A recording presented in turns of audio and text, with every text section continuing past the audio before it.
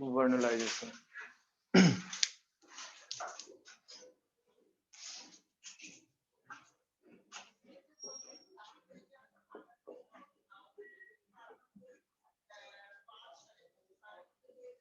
effect of cold treatment on flowering of plant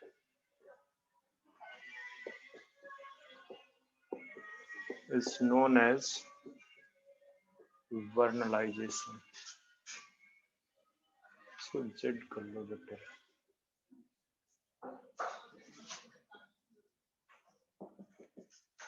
vernalization क्या हुआ? ठीक है। तो ये जो कोल्ड ट्रीटमेंट है इसमें ये क्वालिटेटिव एंड क्वांटिटेटिव एक्सपोजर दोनों रिक्वायरमेंट होता है। अगर आप एनसीईआरटी देखोगे तो वहां पे दोनों का लिखा हुआ, तो ध्यान में रखना कि ये जो कोल्ड ट्रीटमेंट की बात कर रहा है यहाँ पे ये क्वालिटेटिव भी होना चाहिए। क्वालिटेटिव का मतलब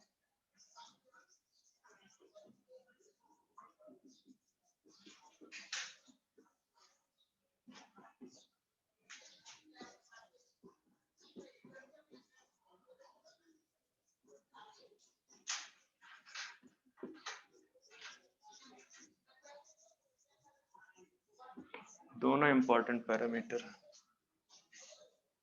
दोनों इंपॉर्टेंट पैरामीटर है। क्वांटिटेटिव का मतलब है कि एक्सपोजर का जो ड्यूरेशन, ठीक है, कितनी टाइम के लिए आप एक्सपोजर दे रहे हो, तो मतलब एक पर्टिकुलर टाइम से कम नहीं होना चाहिए ड्यूरेशन।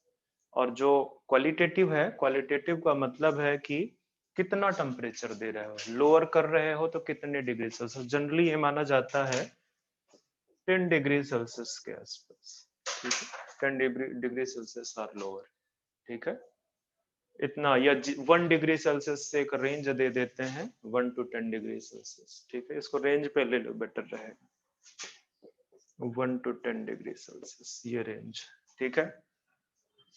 क्वांटिटेटिव 10 डेज पे 10 डेज 15 डेज कुछ ऐसे, ठीक है। तो जो कोल्ड ट्रीटमेंट का इफेक्ट है फ्लावरिंग पे, ठीक है, इवन जर्मिनेशन पे भी इसका इफेक्ट है, ठीक है, बट आपके सिलेबस में जितना है मैं उतना ही पढ़ाना चाहूंगा, ठीक है। तो उसको बोलते हैं वर्नलाइजेशन, ठीक है।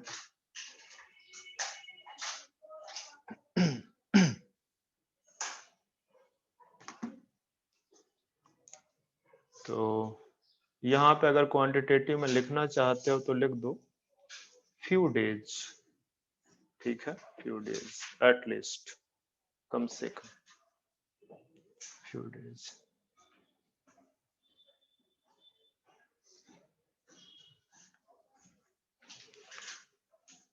तो जो वर्नलाइजेशन है, वर्नलाइजेशन में क्या है एक्चुअली कि अगर आप एनसीईआरटी रीड कर रहे हो तो वहां पे कुछ इस तरह से लिखा हुआ है कि ये जो quantitative and qualitative cold treatment है ये करता क्या है, सिग्निफिकेंस क्या है, ठीक है। तो ये बेसिकली प्रिकॉशियस डेवलपमेंट को रोकता है, मतलब सीड जर्मिनेट, सॉरी, सीड का डेवलपमेंट स्टार्ट हुआ है और उससे पहले अभी वो मेचुरेशन पे नहीं पहुंचा और वो जर्मिनेट करने लग गए, ठीक है। तो ये क्या करेगा, ना ही उसको कोल्ड ट्रीटमेंट मिलेगा और ना ही वो मेच्योर, वो जो है जर्मिनेट करेगा, ठीक है। तो ये जो प्रिकॉशियस डेवलपमेंट है, ठीक है, उसको, या प्रिकॉशियस जर्मिनेशन है उसको रोकता है, ठीक है। तो ये भी आप बोल सकते हो कि इफेक्ट ऑफ कोल्ड ट्रीटमेंट, ठीक है, टू प्रमोट अर्ली फ्लावरिंग। अगर आपने कोल्ड ट्रीटमेंट दे दिया तो ये अर्ली फ्लावरिंग को क्या कर देगा, प्रमोट कर देगा, ठीक है। तो आप इस तरह से भी इसको डिफाइन कर सकते हो कि एग्जैक्ट लाइन मेरे पास,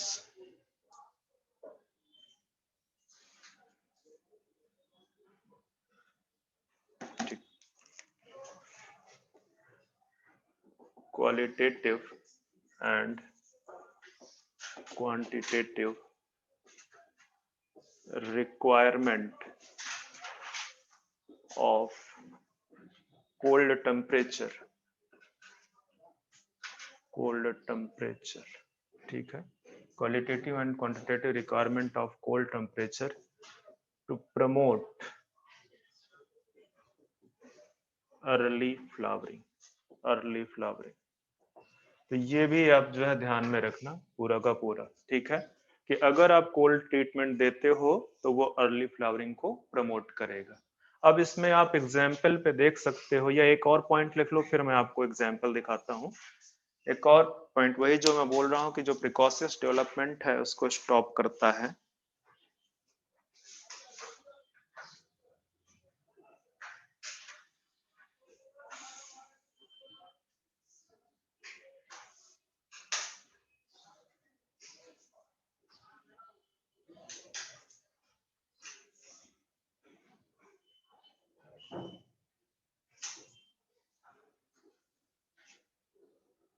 ठीक है, लिख दो जरा सा प्रिकॉशियस, एक मिनट, इस तरह से लिखो, रिक्वायरमेंट ऑफ कोल्ड ट्रीटमेंट और लो टेम्परेचर, ठीक है, कोल्ड ट्रीटमेंट इनहिबिट या prevent precocious development of seed in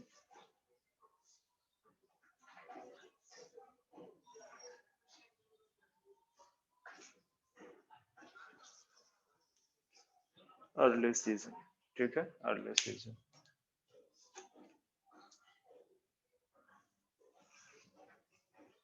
या इसी अर्ली सीजन को इस तरह से अभी आप लिख सकते हो, लेट इन ग्रोइंग सीजन, ठीक है। ग्रोइंग सीजन का मतलब कि अभी वो डेवलप ही हो रहा है, ठीक है। और उसके जैसे सपोज कर लो मैं वीट की एक वैरायटी बता रहा हूँ, ठीक है, और वीट की वैरायटी में उसमें ग्रेन्स बन चुके हैं, ठीक है, ग्रेन्स बन चुके हैं। तो अगर आपको थोड़ा बहुत वीट का आइडिया होगा तो क्या होता है कि वीट जो है कुछ दिन के लिए ऐसे ही पड़ा रहता है, फिर उसको आप सोइंग करते हो और वो फिर जर्मिनेट करता है। पर कहीं ऐसा हो जाए कि वो प्लांट में ही सीड लगा हुआ है, ठीक है, अब इसका मेचुरेशन पीरियड स्टार्ट है, मेच्योर हो रहा है, और इसी समय जर्मिनेट करना स्टार्ट कर दे, इसी समय जर्मिनेट करना स्टार्ट कर दे, तो उसकी बात कर रहा था ये। अगर आपको अर्ली सीजन में दिक्कत आ रही है तो आप उसको ये भी बोल सकते हो लेट इन ग्रोइंग सीजन, मतलब ग्रो कर रहा है उसमें जब वो लास्ट वाला पीरियड है उसकी बात कर रहा है, ठीक है। तो इसको आप इस तरह से भी लिख सकते हो, लेट इन ग्रोइंग सीजन।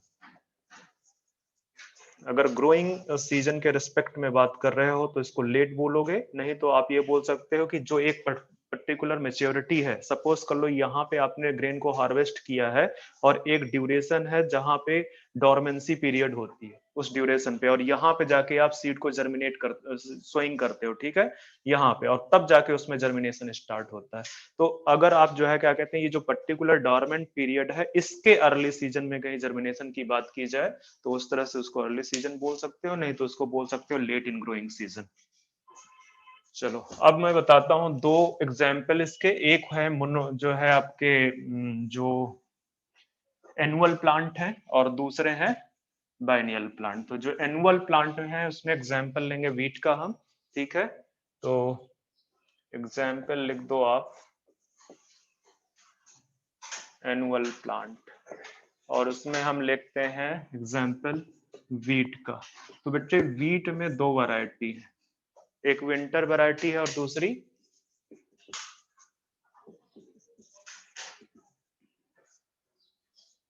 स्प्रिंग वैरायटी है, ठीक है, स्प्रिंग वैरायटी।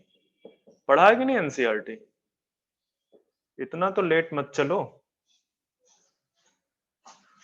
सिलेबस तो मेरा बहुत स्पीड पे नहीं चल रहा है, तो ये तो कम से कम पढ़ जाना चाहिए। छोड़ के रखे हुए हो कि जब एग्जाम के नजदीक आ जाएगा तो फिर थोड़ा रिवीजन करना स्टार्ट करेंगे, पढ़ना स्टार्ट करेंगे, कुछ नहीं होना फिर। तो ये जो विंटर वैरायटी है इसको देखो, इसको इस तरह से समझ सकते हो, ये समर है। एक मिनट बच्चे, इसको थोड़ा दूसरी तरह से लिख लेते हैं।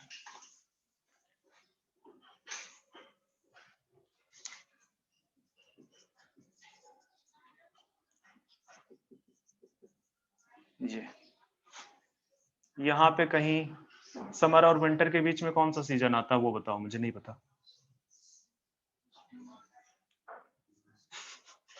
मतलब जितना परेशानी इस चीज को याद करने में मुझे है उतना तुम्हें भी है। हाँ बोल सकते हो कि हम भी तो ह्यूमन है, सुपर पावर थोड़ी है। हम्म। समर के बाद जब विंटर आता है तो कौन सा आता है? ऑटम नहीं आता होगा कि ऑटम आता है? ऑटम आता है। श्योर हो ना? ठीक है, स्प्रिंग। तो सपोज करो आपका जो है समर है, ठीक है। समर से जो है क्या कहते हैं, जब वीट की हार्वेस्टिंग होती है तो कब होती है? अप्रोक्सीमेटली मार्च अप्रैल के पास में, ठीक है, अप्रैल में होती है हार्वेस्टिंग। और अप्रैल से जो है क्या कहते हैं, सपोज कर लो कि आप जो है यहाँ पे सोइंग कर रहे हो, यहाँ पे ये यहाँ पे हम लिख लेते हैं, ये आपका है अप्रोक्सीमेटली मार्च अप्रैल वाला टाइम जब उसका हार्वेस्टिंग हो रहा है, ठीक है। और ये वाला टाइम है आपका सितंबर अक्टूबर का, ठीक है। तो जब आप इस समय सोइंग करते हो तो उसको विंटर मिल जाता है। और विंटर मिलने का मतलब क्या है? बहुत बहुत उसमें चलो आ जाओ। यहाँ पे मैं बताता हूँ, यहाँ पे आपने सोइंग की, यहाँ पे जर्मिनेशन होगा, थोड़ा सा जर्मिनेशन होने के बाद जब विंटर आ जाएगी तो इसकी जो ग्रोथ है थोड़ा रुक जाएगी, ठीक है, इसका ग्रोथ रुक जाएगा। और फिर जब विंटर कम, आपको पता है ना कि नॉर्थ इंडिया में जाओगे तो एक 25 डेज या 20 डेज का जो विंटर है वो बहुत ज्यादा होता है, ठीक है, मतलब काफी टेम्परेचर नीचे चला जाता है। तो उस दौरान ये जो आपने सोइंग कर रखी है वो जर्मिनेट करके छोटा सा सीडलिंग बना है और उसी स्टेज पे रुक जाएगा, उसी स्टेज पे रुक जाएगा। और वो जब ये विंटर का एक जो है बड़ा स्ट्रॉन्ग विंटर जो है वो क्रॉस कर जाएगा तो फिर से उसका स्टार्ट होगा क्या पीरियड, कौन सा पीरियड? ठीक है, उसका ग्रोइंग पीरियड फिर से स्टार्ट होगा। मैंने बच्चा उल्टा लिख दिया ना इसमें।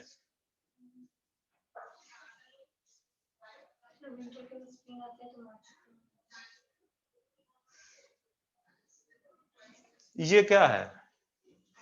समर के बाद कौन सा आएगा? श्योर?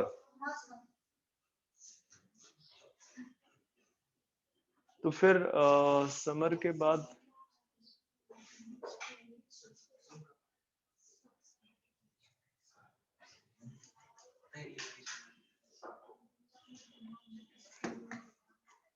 इसको हटा लो यहाँ से, ये गलत कर दिया था मैंने, ठीक है, इसको हटाओ यहाँ से, या इसमें हटाओ, इसको पूरा मैं हटा ही लेता हूँ। जस्ट ये ऑटम स्प्रिंग के चक्कर में मुझे दिक्कत हो जाएगी, मुझे समझ नहीं आ रहा ऑटम स्प्रिंग का बहुत ज्यादा, सिर्फ समर और विंटर लिखूं। समर और विंटर, ठीक है। अब आप देखो यहाँ पे कि यहाँ पे सपोज कर लो आप जब भी सितंबर अक्टूबर पे जब भी ग्रोइंग करते हो इसकी, जनरली जो है, जो मेरे यहाँ जो वैरायटी ग्रो कराई जाती है वो विंटर वैरायटी करते हैं, उसकी सोइंग आपकी सितंबर अक्टूबर पे होती है। कई बार आजकल थोड़ा सा और भी वैरायटी आ गई है तो नवंबर तक आती है। पर जो ये विंटर का जो जहाँ पे बहुत ज्यादा कोल्ड होता है वो आता है आपका मिड दिसंबर के बाद, मिड दिसंबर टू मिड जनवरी, ठीक है।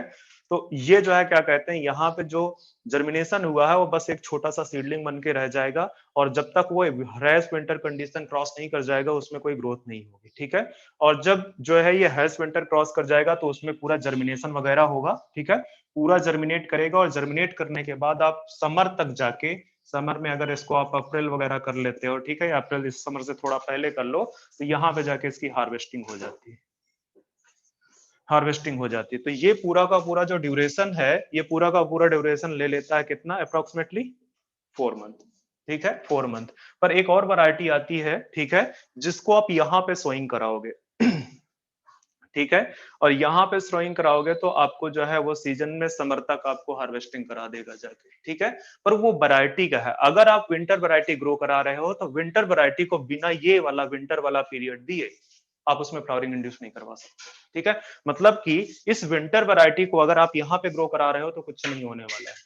विंटर वैरायटी को अगर यहाँ पे ग्रो कराने जा रहे हो, ठीक है, वो जर्मिनेट करेगा पर वो फ्लावरिंग नहीं होगी उसमें, ठीक है। क्यों? क्योंकि उसको क्या चाहिए, कोल्ड ट्रीटमेंट चाहिए। किस चीज के लिए चाहिए? फ्लावरिंग के लिए चाहिए, ठीक है, फ्लावरिंग के लिए उसको कोल्ड ट्रीटमेंट चाहिए। तो जो विंटर वैरायटी है, इस विंटर वैरायटी को आप जब ग्रो कराओगे कब, मतलब स्टार्टिंग सोइंग कब होगी, सितंबर अक्टूबर या नवंबर तक, ठीक है। उसको विंटर पीरियड मिलेगा और विंटर पीरियड मिलने के बाद उसमें फ्लावरिंग होगी, आप उसको हार्वेस्ट कर लोगे, ठीक है। तो इसको जो जो विंटर वैरायटी है अप्रोक्सीमेटली कितना टाइम चाहिए टोटल, 4 मंथ, ठीक है। और जो स्प्रिंग वैरायटी है, ठीक है, ये जो स्प्रिंग वैरायटी है इसको आप यहाँ पे ग्रो कराओ, इसको जरूरत नहीं है वर्नलाइजेशन की, इसको जो है नो रिक्वायरमेंट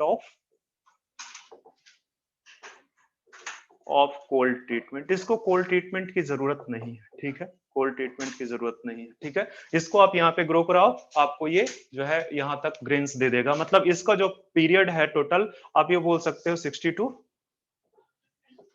80 डेज, ठीक है। इवन 80 डेज मैंने ज्यादा बोल दिया, 60-70 डेज, ठीक है। तो ये स्प्रिंग वैरायटी नहीं है। अब मैंने इतनी स्टोरी क्यों सुनाई है, क्योंकि हो सकता है आपसे कल के पूछे कि वो कौन सी वैरायटी है वीट की जिसमें वर्नलाइजेशन इफेक्ट दिखता है, जिसमें वर्नलाइजेशन इफेक्ट दिखता है, तो वो बेसिकली विंटर वैरायटी है, नॉर्थ इंडिया में ग्रो कराई जाती है, ठीक है। तो फिलहाल वेस्ट बंगाल आपका नॉर्थ इंडिया का पार्ट नहीं है, किस पार्ट में आता है, ये थोड़ा सा ईस्ट में आ जाता है, आप इसको नॉर्थ ईस्ट भी नहीं बोल सकते हो, ठीक है, थोड़ा हाँ ये ईस्ट में आता है थोड़ा सा। तो नॉर्थ इंडिया में एक्चुअली जो टेम्परेचर का वेरिएशन है या सीजनल जो वेरिएशन है वो वेस्ट बंगाल से ज्यादा शार्प है। शार्प का मतलब है कोल्ड पड़ेगी तो काफी अच्छी कोल्ड पड़ जाती है, जो समर पड़ती है तो काफी अच्छी समर पड़ जाती है, और आपका जो बरसात है क्या बोलते हैं रेनी सीजन, वो भी ठीक है। यहाँ क्या है, यहाँ पे मोस्ट ऑफ द टाइम पे क्या होता है, मतलब काफी पार्ट में रेनी सीजन रहता है, ठीक है। कोल्ड पड़ती है पर उतना कोल्ड नहीं पड़ता है, ठीक है। और समर भी मॉडरेट ही है, बहुत ज्यादा समर भी नहीं बोल सकते, क्योंकि यहाँ पे ह्यूमिडिटी का इफेक्ट रखता है, तो ऐसे लगता है कि बहुत समर है बट होता नहीं है। टेम्परेचर कितना जाता है आपको वेस्ट बंगाल में, टेम्परेचर अंदाजा है? यहाँ पे मुझे जहां तक पता है कि शायद 42 तक ये टेम्परेचर है, मेरे यहाँ 48 जाता है, ठीक है। इवन इसको भी कई बार क्रॉस कर जाता है, 50 यहाँ तक भी जाने लगा। तो वो जो वेरिएशन है, जो शार्प जो है सीजनल चेंजेस हैं, वो वेस्ट बंगाल में उतना नहीं है, ठीक है। और वेस्ट बंगाल में सही पूछो तो वीट का बहुत ज्यादा प्रोडक्शन भी नहीं करते हैं। यहाँ पे आपके यहाँ कौन सा ज्यादा प्रोडक्शन है, राइस का, ठीक है। तो वीट के केस में याद रखना कि ये विंटर वेराइटी है, ओके। और दूसरा आते हैं, उसका मैं जस्ट आपको एग्जाम्पल लिखाऊंगा, बाइनियल प्लांट। बाइनियल प्लांट का एग्जाम्पल मैंने पहले लिखा रखा हुआ है, बताओ।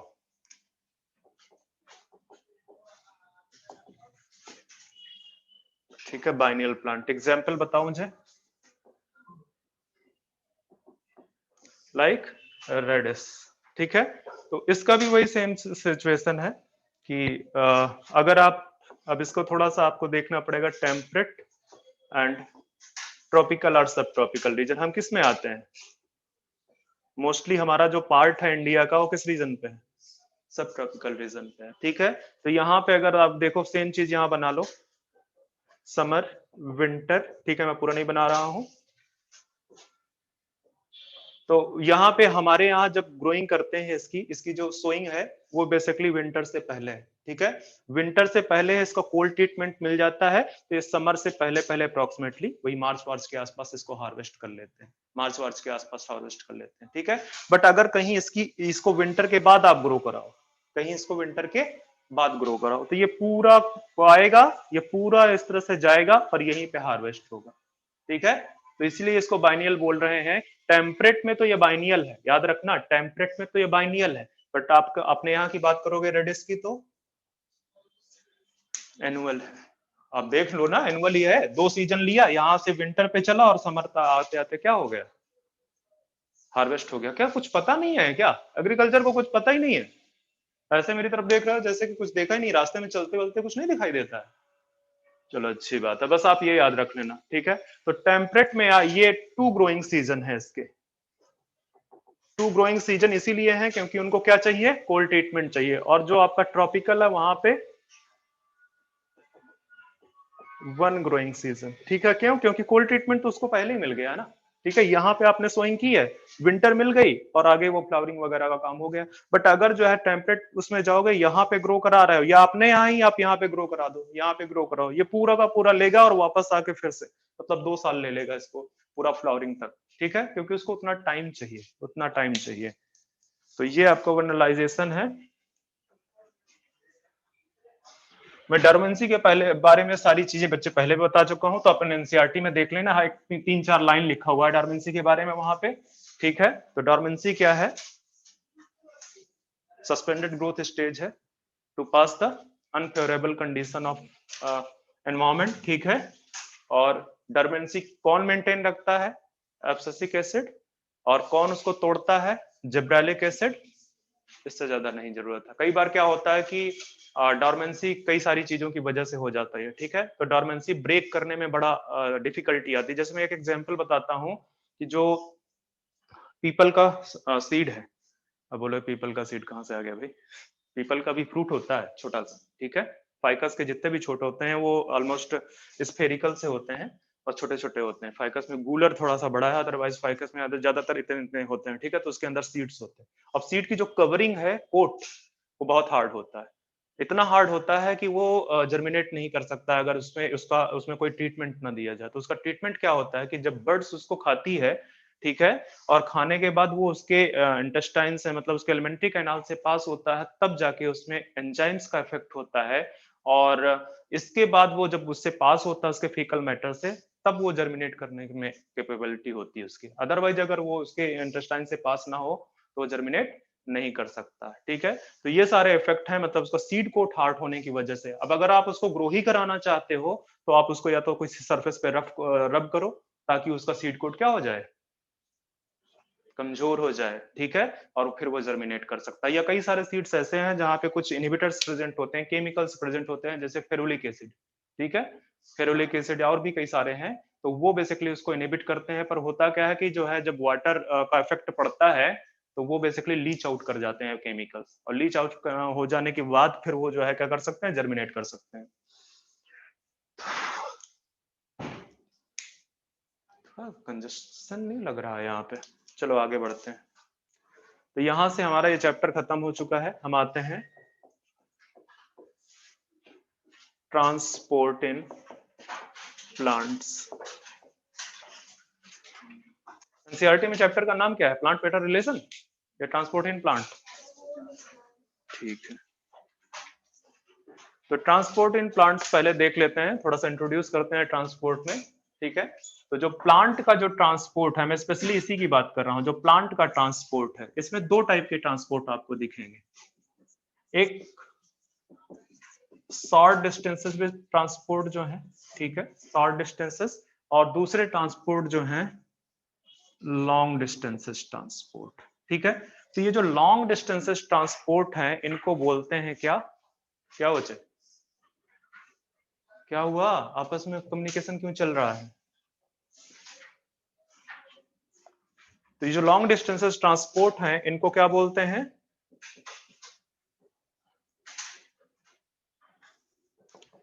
ट्रांसलोकेशन।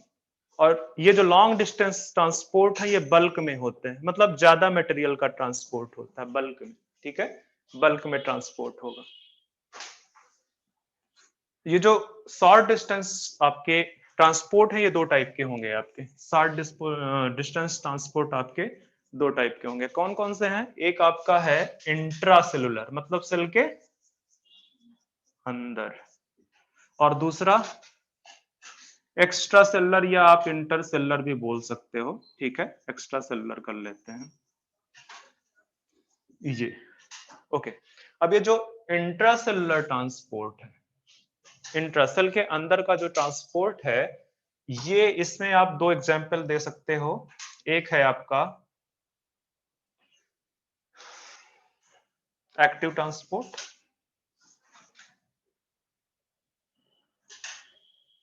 बस ये कुछ गड़बड़ है, जस्ट मैं एक स्टेप अहेड हो गया, बीच का एक स्टेप मिस कर गया मैं। ये जो शॉर्ट डिस्टेंसेस ट्रांसपोर्ट है, इसको आप पहले कैटेगराइज कर लो अब कैसे हो रहे हैं ये। ठीक है, बाय पैसिव, ठीक है, और दूसरा है आपका एक्टिव ट्रांसपोर्ट, एक्टिव ट्रांसपोर्ट। ठीक है, अब ये जो पैसिव ट्रांसपोर्ट है, पैसिव ट्रांसपोर्ट में आपके पास में दो हो सकते हैं, पैसिव ट्रांसपोर्ट में आपके दो हो सकते हैं। एक है आपका सिंपल डिफ्यूजन। मैं सिंपल डिफ्यूजन इसलिए लिख रहा हूं क्योंकि जो आगे वाला है वो भी डिफ्यूजन ही है, मतलब दूसरा वाला सिंपल डिफ्यूजन। और दूसरा है आपका फैसिलिटेटेड डिफ्यूजन। ये भी डिफ्यूजन ही है, बस थोड़ा सा डिफरेंस है और दोनों पैसिव डिफ्यूजन है। ठीक है, मतलब एनर्जी पैसिव का मतलब क्या है, जो रिक्वायरमेंट ऑफ एनर्जी है वो नहीं है। ठीक है, विदाउट एनर्जी, इस तरह से लिखो, विदाउट कंज्यूमिंग एनर्जी। ठीक है, विदाउट कंज्यूमिंग एनर्जी, एनर्जी की जरूरत नहीं पड़ेगी। Simple diffusion and facilitated diffusion. अब ये जो एक्टिव ट्रांसपोर्ट है आपका, ये जो एक्टिव ट्रांसपोर्ट है, इसमें क्या जरूरत पड़ेगी, एनर्जी कंज्यूम होगी। अभी इनको मैं सेपरेट पढ़ाऊंगा। ठीक है, एनर्जी कंज्यूम होगी, यहाँ सेपरेट इनको मैं डिस्कस कराऊंगा, simple diffusion, facilitated diffusion and आपका एक्टिव ट्रांसपोर्ट। ठीक है, अब आते हैं जो लॉन्ग डिस्टेंस ट्रांसपोर्ट है। ठीक है, थोड़ा सा मैं लिखाऊंगा यहाँ पे कि ये लॉन्ग डिस्टेंस ट्रांसपोर्ट जिनको आप ट्रांसलोकेशन बोल रहे हो, ये किसके थ्रू होंगे, अकर वाया,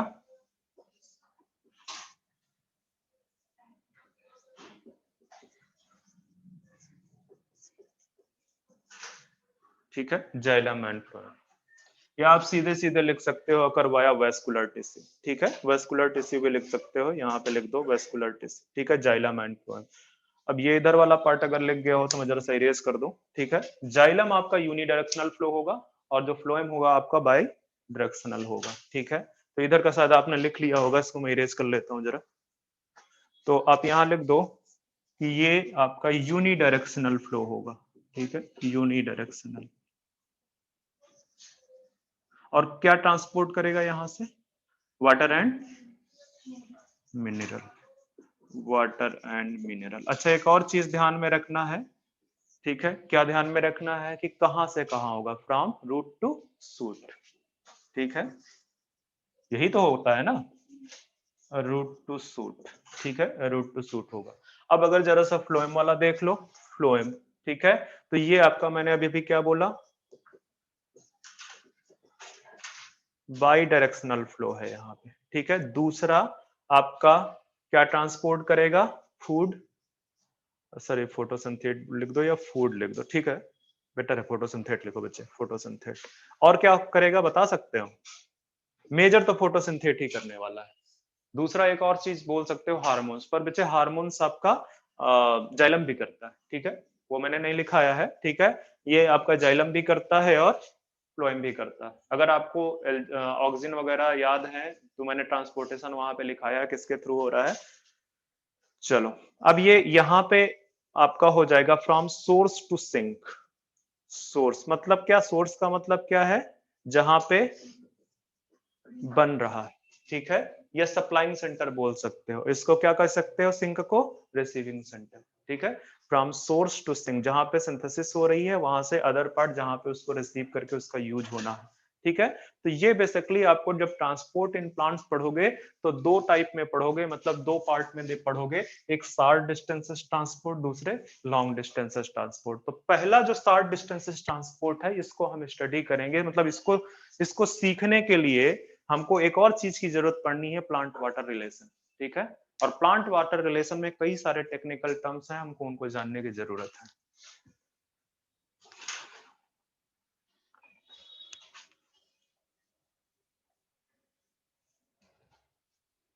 चलो, एक चीज नोट डाल के लिख दो आप यहाँ पे, ये जो शॉर्ट डिस्टेंसेस ट्रांसपोर्ट की मैं बात कर रहा था। ठीक है, शॉर्ट डिस्टेंसेस ट्रांसपोर्ट आपके नोट डाल के लिखना, आपको दो कैटेगरी में आएंगे। एक आगे आपका जो मैं पहले लिखा रहा था वो इंटर सेलुलर, ठीक है, और इंट्रासेलुलर।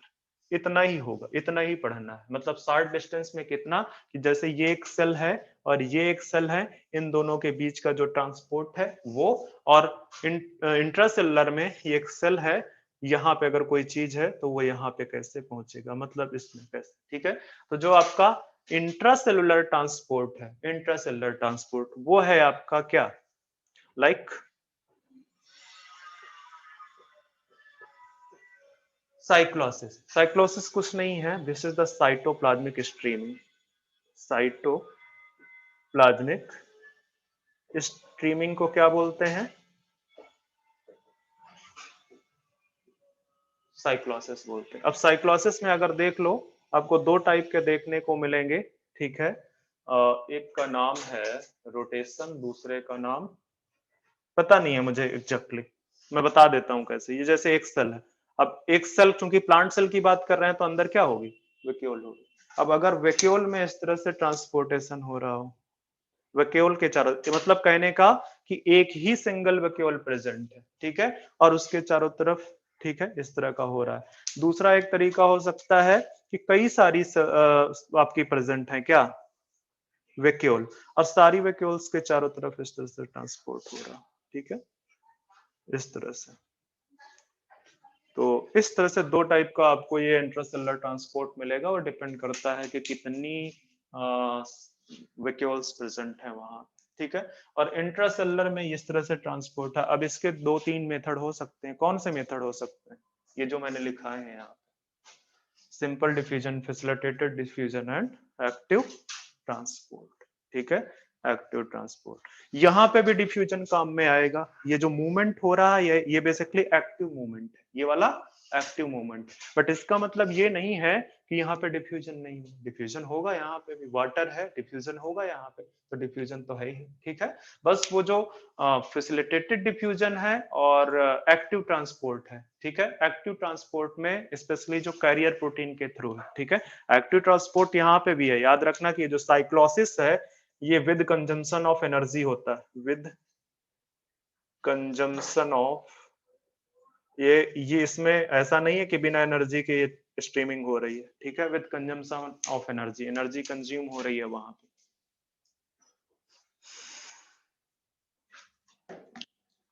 ठीक है, आगे बढ़ते हैं। आते हैं सबसे पहले डिफ्यूजन पढ़ना स्टार्ट करते हैं।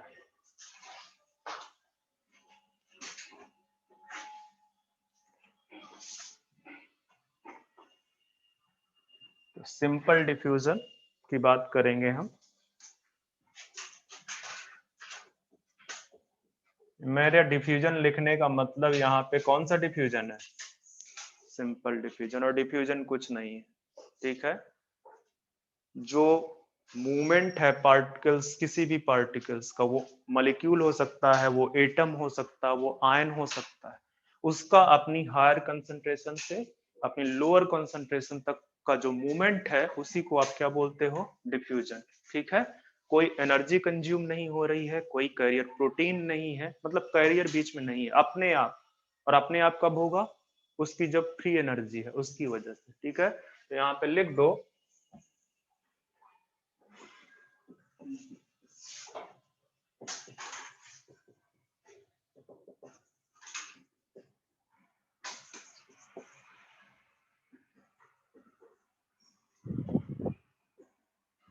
हाँ बड़ी देर से चल नहीं रहा था, अपने आप चल पड़ा क्या? अच्छा, movements of particles from their higher concentration to lower concentration is known as, क्या कहलाएगा? डिफ्यूजन, ठीक है, डिफ्यूजन। अब यहाँ पर कुछ पॉइंट्स लिख दो कैरेक्टरिस्टिक ऑफ डिफ्यूजन में। कैरेक्टरिस्टिक, अब कैरेक्टरिस्टिक में सबसे पहला तो यही आप लिखोगे क्या, कि ये एक पैसिव प्रोसेस है, ठीक है। Diffusion is a passive process. मतलब पैसिव प्रोसेस का मतलब है नो एनर्जी कंज्यूम, कोई एनर्जी का कंजम्पशन नहीं होगा। दूसरा पॉइंट क्या है? No carrier point, carrier protein require, या सिर्फ लिख दो कैरियर, नो कैरियर रिक्वायर्ड, ठीक है, कोई कैरियर रिक्वायर्ड नहीं है, ठीक है। जो मूवमेंट हो रहा है, this movement occurs because of the free energy of the particles, ठीक है। जो उसमें फ्री एनर्जी अवेलेबल है, उसकी वजह से वो मूवमेंट हो रहा है, ठीक है। उसकी वजह से मूवमेंट हो रहा है। एक और पॉइंट यहीं पे लिख दो,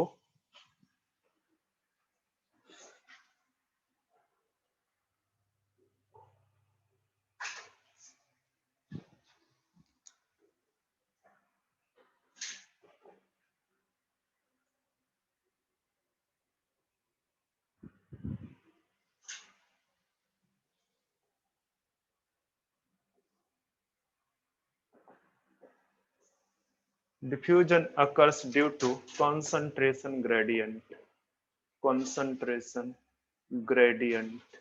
of पार्टिकल्स की जो कंसंट्रेशन ग्रेडियंट है उसकी वजह से। अच्छा एक बात बताओ, ये कमरा को, ये जो रूम है उसको बिल्कुल टाइट कर दिया जाए, टाइट पैक, क्लोजली पैक, ठीक है। एक तरफ से बगल से एक ओपनिंग रखी जाए जिसके पीछे एक कार्बन डाइऑक्साइड का सिलेंडर रख दिया जाए, ठीक है। तो जब वो जो है वहां से, चूंकि यहाँ पे कार्बन डाइऑक्साइड की कंसंट्रेशन बहुत कम है, बाहर सिलेंडर रखा उसमें बहुत ज्यादा है, तो उधर से इधर पास होना शुरू कर देंगे। तो जो प्रोसेस होगी वो कौन सी प्रोसेस होगी? डिफ्यूजन होगी, ठीक है। पर डिफ्यूजन अगर मैं पूछूं कि वो जो कार्बन डाइऑक्साइड आ रही है वो कुछ ना कुछ प्रेशर एक्सर्ट करेगी, करेगी कि नहीं करेगी? कोई ना कोई प्रेशर। तो किस चीज पे प्रेशर एक्सर्ट करेगी? यहाँ पे ऐसा क्या है जिसपे वो प्रेशर एक्सर्ट कर रही है? अरे एयर है, मीडियम है कि नहीं? वैक्यूम तो नहीं है। वैक्यूम होता है जहाँ पे कोई मीडियम नहीं होता। हमारे चारों तरफ क्या है? एयर है। एयर एक मीडियम है, ठीक है। साउंड वेव्स कहाँ पे ट्रेवल करती हैं? एयर में, ठीक है। इसी वजह से आपको जो है क्या कहते हैं, कोई भी विस्फोट अगर चंद्रमा में हो, मून में हो, तो आपको यहाँ सुनाई नहीं देता, ठीक है, due to the lack of mediums, ठीक है, मीडियम नहीं है। तो यहाँ पे जो भी मीडियम है उस मीडियम के ऊपर वो प्रेशर एक्सर्ट किया जा रहा है, ठीक है। तो ऐसा प्रेशर जो डिफ्यूजिंग पार्टिकल्स जो है अपने मीडियम पे जो है एक्सर्ट कर रहे हैं, उसी प्रेशर को क्या बोलते हैं?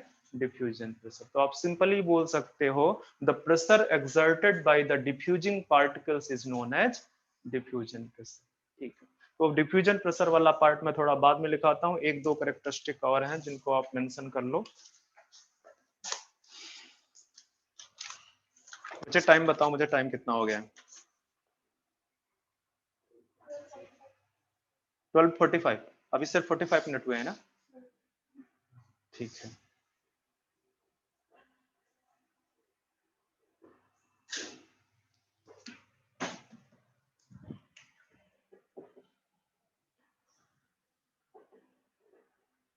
डिफ्यूजन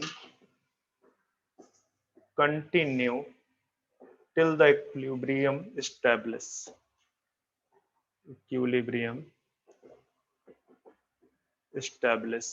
जब तक इक्विलिब्रियम एस्टेब्लिश नहीं होगा, ठीक है, तब तक डिफ्यूजन कंटिन्यू रहेगा, तब तक डिफ्यूजन कंटिन्यू रहेगा। मतलब कि एट द इक्विलिब्रियम, यहीं पे लिख दो, एट इक्विलिब्रियम नेट मूवमेंट क्या हो जाएगा? यहाँ पे देखो मैं क्या लिख रहा हूं, नेट मूवमेंट, ठीक है। मतलब ऐसा नहीं है कि ये सपोज कर लो एक चैम्बर है, ये चैम्बर है, यहाँ पे एक आपने ओपनिंग बना रखी, यहाँ पे कोई सिलेंडर लगा रखा है, ठीक है। तो ये जो है क्या कहते हैं, एक एक जो है इक्विलिब्रियम होने पे यहाँ पे मूवमेंट बंद हो गया। मूवमेंट कभी नहीं बंद होता, क्यों? क्योंकि जो फ्री एनर्जी है वो जिगजैग मोशन करते ही रहेंगे, ठीक है, पार्टिकल जिगजैग मोशन करते ही रहे, वो ये नेट मूवमेंट है जो बंद हो जाता है, ठीक है। मतलब there will be no net movement, but movement रहेगा, ठीक है। Movement is because of their free energy, वो उनकी फ्री एनर्जी की वजह से वो मूवमेंट है, ठीक है।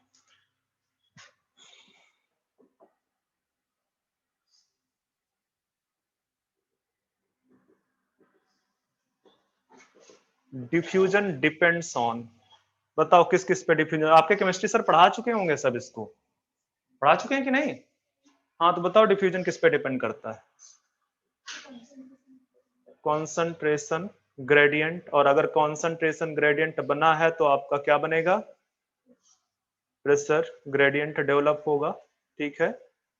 और टेम्परेचर पे किस तरह से प्रोपोर्शनल है? अगर मैं इसको डी से रिप्रेजेंट करता हूं तो, और बताओ, डेंसिटी ऑफ द खुद की उसकी डेंसिटी, ठीक है, डेंसिटी ऑफ द पार्टिकल, और साथ में और किसके डेंसिटी में, हाँ साइज भी बोल सकते बच्चे, लिख लो, अभी बाद में लिखाता हूँ, डेंसिटी ऑफ द पार्टिकल, ठीक है, और साथ में डेंस एंड मीडिया भी लिख दो, यहीं पे लिख दो मीडिया। अब आपको ये शायद पता होगा कि ये इनवर्सली प्रोपोर्शनल होते हैं, वो भी इनवर्सली कैसे प्रोपोर्शनल है, रूट स्क्वायर, ठीक है, तो under root basically, not root square, under root, ठीक है, उतना जरूरत नहीं है यहाँ पे। हाँ, और size, size of particle, size of particle पे, तो ये जो है इन सारी चीजों पे डिफ्यूजन डिपेंड करता है।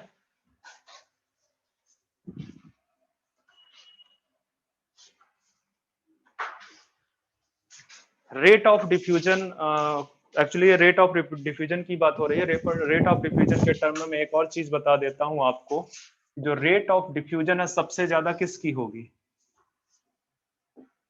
गैस की, ठीक है, फिर इसके बाद आपकी लिक्विड की, फिर इसके बाद सॉलिड की। तो सॉलिड में डिफ्यूजन होता है, निग्लेजिबल, निग्लेजिबल, आप मतलब ऑब्जर्व नहीं कर सकते, सही पूछो तो ये, ठीक है।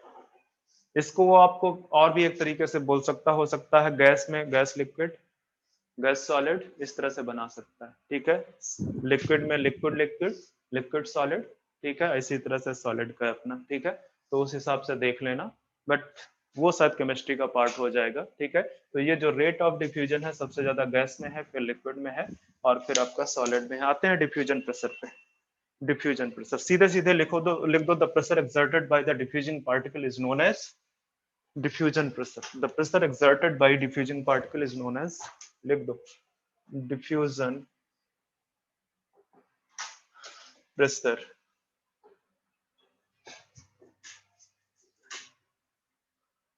Pressure exerted by diffusing particle is known as diffusion pressure. इसको 60 में रिप्रेजेंट करते हैं डीपी से, डिफ्यूजन प्रेशर। अच्छा, एक और चीज देखना आप, ठीक है, एक और चीज देखना कि जो डिफ्यूजन है या डीपी है, बेसिकली डिफ्यूजन प्रेशर ही लिख दो, diffusion pressure of pure solvent. अब चूंकि हम इस सिस्टम में प्योर सॉल्वेंट किसकी बात करते हैं, वाटर की, ठीक है, ये क्या होगा बच्चे,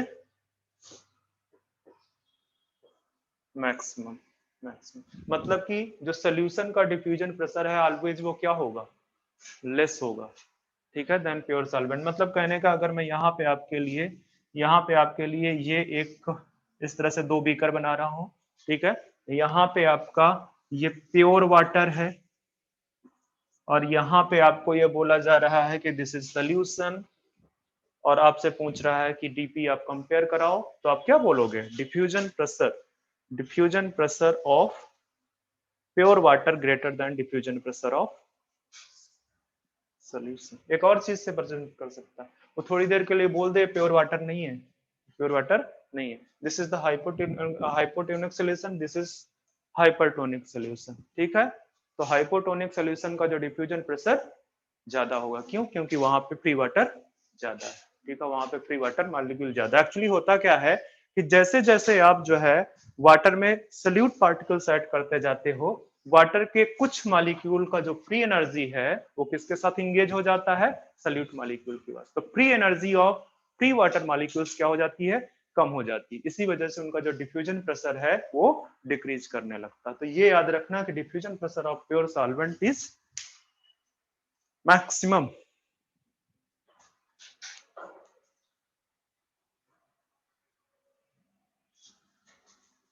ये बहुत इंपॉर्टेंट टर्म है, ध्यान में रखना। सिग्निफिकेंस ऑफ डिफ्यूजन बताओ मुझे जरा, सिग्निफिकेंस, क्या सिग्निफिकेंस है,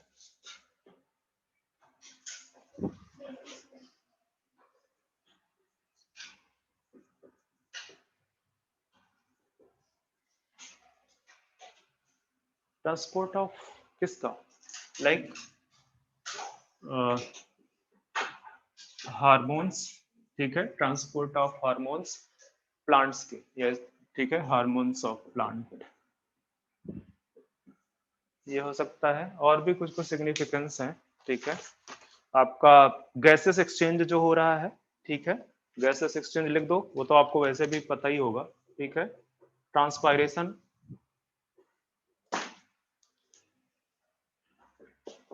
गैसेस एक्सचेंज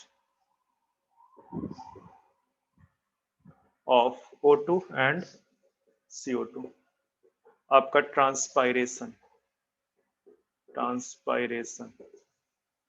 ठीक है, और कोई है?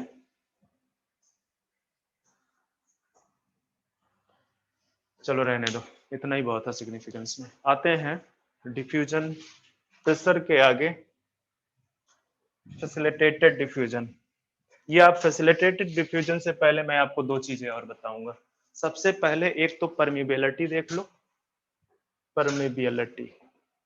अच्छा, परमिबिलिटी आपको पता ही है क्या है, ठीक है, किसी मेम्ब्रेन के थ्रू ट्रांसपोर्ट मॉलिक्यूल का परमिबिलिटी है। ठीक है, ठीक है।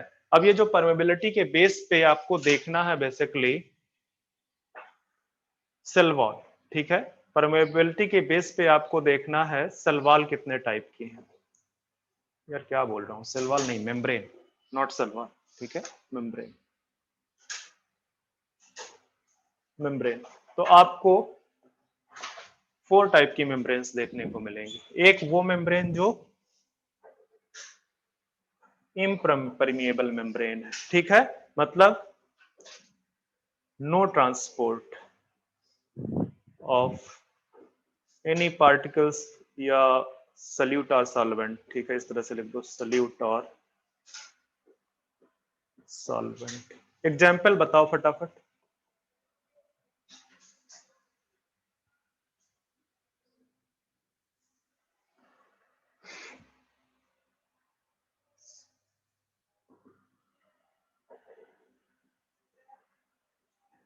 ये तो बता देना चाहिए था, सुबराइज सलवार। ठीक है, आप रबर वाली सलवार की भी बात कर सकते, रबर वाली मेम्ब्रेन की भी बात कर सकते हैं, पर सुबराइज सलवार।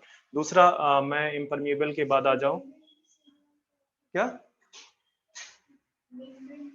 बच्चे ये हम सेल मेम्ब्रेन की बात नहीं कर रहे हैं, हम सेल मेम्ब्रेन की बात नहीं कर रहे हैं, मैंने सिर्फ मेम्ब्रेन लिख रखा हुआ। ठीक है, और मेम्ब्रेन कुछ भी हो सकता है।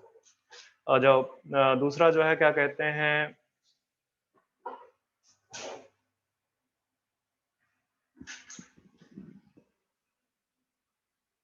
परमिएबल। परमिएबल मतलब किसी का भी, ठीक है, movement of solvent and solute, सबका मूवमेंट पॉसिबल है। ठीक है, और इसका जो एग्जाम्पल है वो क्या होगा परमिएबल का? नॉर्मल सलवार। ठीक है, या इस तरह से लिख सकते हो आप, प्राइमरी सलवार। ठीक है, प्राइमरी सलवार। ठीक है, इससे इससे जो है आपका सारा मूवमेंट है, बहुत बड़ी बड़ी जो प्रोटीन्स हैं उनका नहीं हो पाता है, but mostly solute and solvent का मूवमेंट इससे होता है। ठीक है, इसके बाद तीसरा है आपका क्या?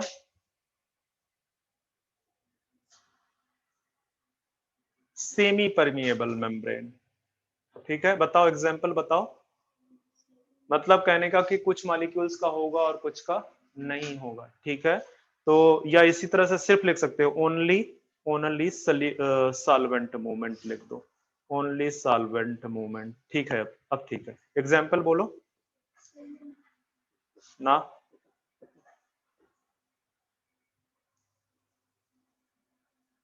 बताओ, आर्टिफिशियल मेम्ब्रेन में मैं क्या लिख दूं? एक आती ना आर्टिफिशियल सेलुलोज मेम्ब्रेन। ठीक है, आर्टिफिशियल सेलुलोजिक मेम्ब्रेन लिख दो, सेलुलोजिक मेम्ब्रेन। दूसरी है, मतलब फोर्थ वन है सेलेक्टिव परमिएबल, ये वाली है आपकी। तो सेलेक्टिव परमिएबल जो मेम्ब्रेन है आपकी, उसमें आती हैं सेल मेम्ब्रेन्स। ठीक है, या बायो मेम्ब्रेन भी बोल सकते हो, सेल मेम्ब्रेन को छोड़, मतलब सेल मेम्ब्रेन या बायो मेम्ब्रेन भी बोल सकते हो। तो इससे किस चीज का मूवमेंट पॉसिबल है? ठीक है, solvent, solvent and some selective solute. ठीक है, सल्यूट, सल्यूट। ठीक है, कुछ सल्यूट का मूवमेंट पॉसिबल है और सॉल्वेंट का मूवमेंट प्लस। तो यहाँ पे आप इस तरह से लिख सकते हो एग्जाम्पल में, या तो सीधे सीधे बायो मेम्ब्रेन लिख दो,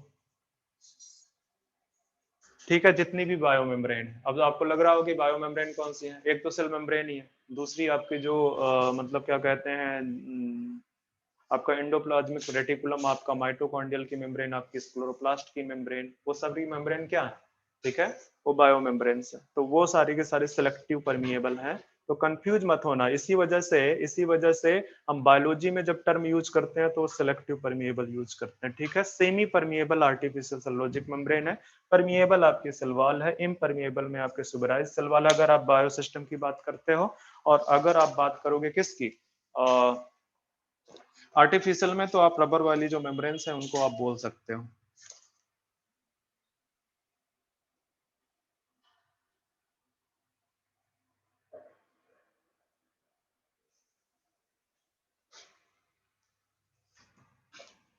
अच्छा, एक और चीज यहाँ पे आपको लिखना चाहो तो लिख दो, किस वाले पार्ट में, सेमी परमिएबल में। जैसे पार्चमेंट मेम्ब्रेन लिख रहा है ये, या गोट मेम्ब्रेन लिख रहा है, goat bladder membrane basically, parchment membrane, ठीक है। पर आपसे पूछेगा नहीं क्यों लिखना, छोड़ दो। अगर आपको परमेबिलिटी को डिफाइन करने का मनी हो तो आप ये बोल सकते हो, exchange of material in and out, ठीक है, एक्सचेंज ऑफ मटेरियल, सॉल्यूट और सॉल्वेंट कुछ भी हो सकता है, in and out is known as permeability, ठीक है। लिखना चाहो वैसे जरूरत नहीं है। दूसरा टर्म है सोल्यूशन के रिस्पेक्ट में मुझे बताना है, ठीक है, कि टाइप ऑफ सोल्यूशन, यहाँ पे इस तरह से लिख दो, टाइप ऑफ सोल्यूशन। ये सारे आपके केमिस्ट्री सर पढ़ा चुके होंगे प्रोबेबली, ठीक है। तो सोल्यूशन में आपको कितने टाइप के सोल्यूशन देखने को मिलेंगे, हाइपोटोनिक, हाइपोटोनिक, दूसरा हाइपरटोनिक, ध्यान में रखना इनको जरा, तीसरा आइसोटोनिक, ठीक है। मैं बहुत फास्ट चल रहा हूं, मुझे इसमें बहुत ज्यादा समझाना नहीं है, मैं सीधे सीधे बोल रहा हूं कि सपोज ये आपके पास में एक बीकर है जिसपे आपने क्या रखा हुआ है, कोई सोल्यूशन है, ठीक है, और ये आपकी सेल है, ये आपका सेल है, और ये है सोल्यूशन। मैं सोल्यूशन का नेचर नहीं बता रहा हूँ, सोल्यूशन का नेचर कैसा है वो नहीं मैं बता रहा हूँ, ठीक है। अब मैं आपको डिफाइन करने जा रहा हूँ हाइपोटोनिक सोल्यूशन, ठीक है। तो हाइपोटोनिक सोल्यूशन हम किसके रिस्पेक्ट में बोलेंगे, अगर ये सेल है, सेल के अंदर क्या होगा बच्चे, सेल के अंदर क्या होगा, उसका सेल सैप होगा, ठीक है, उसका सेल सैप, मतलब अंदर का जो वैक्यूल में जो कंटेंट होता है उसको क्या बोलते हैं, vacuolar content of the cell is known as cell sap. नहीं समझ में आ रहा, लिख लो, vacuolar content of cell is known as cell sap, उसको सेल सैप बोलते हैं। चलो ठीक है, अब यहां पे आपने सोल्यूशन भर रखा हुआ है। अब मैं बोलता हूं कि अगर यहां वाला सोल्यूशन, ठीक है, जिसकी इसकी जो कंसंट्रेशन है सोल्यूशन की, बेसिकली अगर जो है क्या कहते हैं, या ये बोलो कि ये इस सेल को इसमें रखने के बाद, इस सेल को इसमें रखने के बाद जो वाटर का मूवमेंट है वो अंदर की तरफ स्टार्ट हो जाए, ठीक है, वाटर का जो मूवमेंट है अंदर की तरफ स्टार्ट हो जाए, तो ये वाला सोल्यूशन आपका बोलेगा कि हाइपोटोनिक सोल्यूशन। मतलब सिंपल सा है कि अगर कंसंट्रेशन ऑफ जो सोल्यूशन है वो लेस देन सेल सैप है तो वो कौन सा सोल्यूशन होगा, लिख दो, ठीक है। यहाँ पे आपका होगा जो कंसंट्रेशन ऑफ सोल्यूशन है वो है आपका लेस देन सेल सैप, ठीक है। तो हाइपरटोनिक के केस में ये चीज हो जाएगी। दूसरा है हाइपरटोनिक, सिंपल सी बात है, ये इसमें क्या हो जाएगा, concentration of solution greater than cell sap, तो ये हो जाएगा आपको, मतलब एक्चुअली ये रिलेटिव टर्म है, ये जो आपका हाइपोटोनिक हाइपरटोनिक है ये एक रिलेटिव टर्म है। एक टर्म यूज किया जाता है टोनिसिटी, और टोनिसिटी क्या बताती है, it defines the relative concentration of the solution, ठीक है, ये क्या बताती है, रिलेटिव कंसंट्रेशन। इसी वजह से देखो हर जगह क्या लिखा है,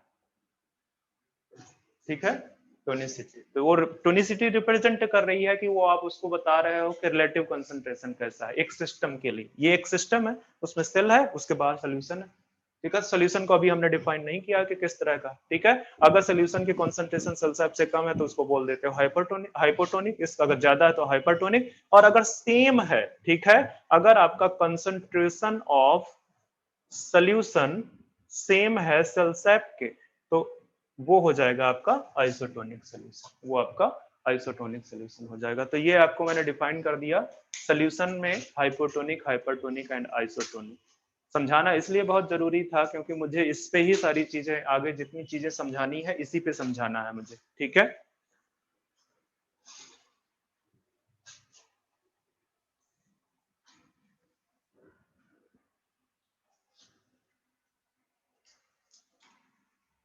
क्या बच्चा समझ नहीं आ रहा है क्या? बहुत हाथ पैर ढीले करके बैठे हुए हो। ऐसा है क्या?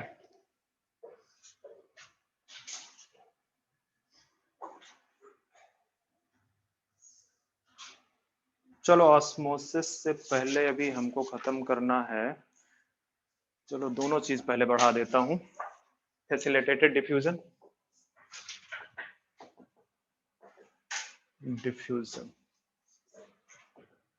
ये चीज मैं वापस फिर से एक बार आऊंगा, मैं बताऊंगा कि ये ऐसे थोड़ी वाटर अंदर जा रहा है। ठीक है, उस फिनोमेना को ऑस्मोसिस बोलते हैं, तो वो ऑस्मोसिस अलग से टॉपिक ही है, तो मैं तब समझाऊंगा। ठीक है, अब ये फैसिलिटेटेड डिफ्यूजन में सिर्फ एक चीज लिखनी है, एक लाइन लिखनी है, क्या?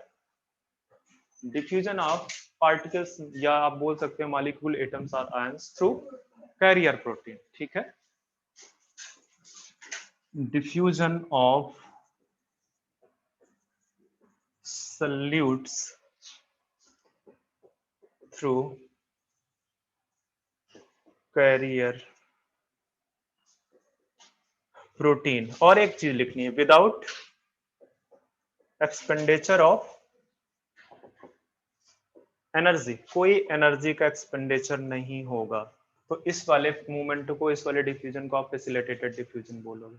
ठीक है, अब एक चीज यहाँ पे ध्यान रखना कि जो फैसिलिटेटेड डिफ्यूजन है, जैसे डिफ्यूजन जब आप कर रहे थे तो वहां पे एक और चीज आप देख सकते हो, जहाँ पे जब आपने पहले लिखा है डिफ्यूजन किस चीज पे डिपेंड करता है, वो सॉल्युबिलिटी पे भी डिपेंड करता है।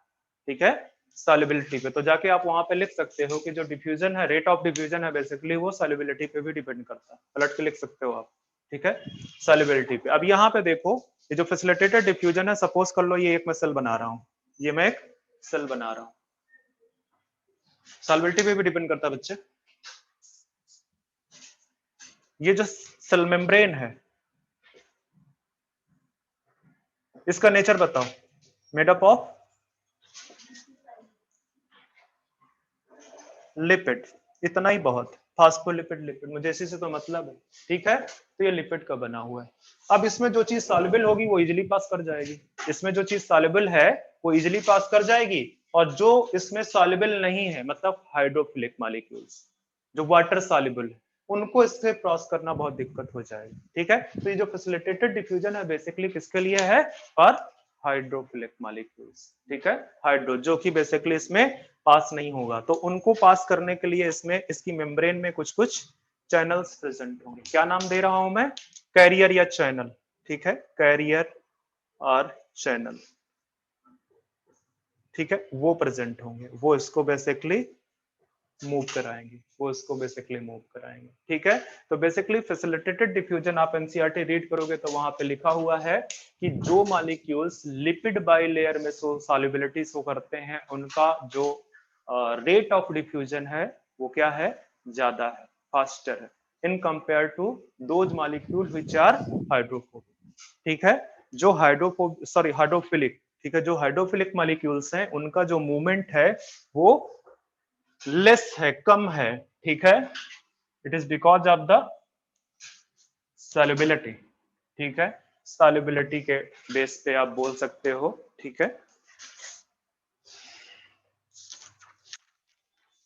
मुझे एनसीईआरटी दे सकते हो एक मिनट के लिए? मुझे एक चीज देखना,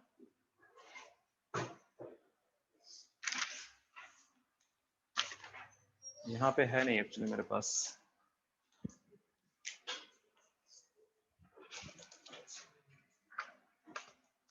बच्चे हंसा हंसा मत करो, अच्छा ना लगता है।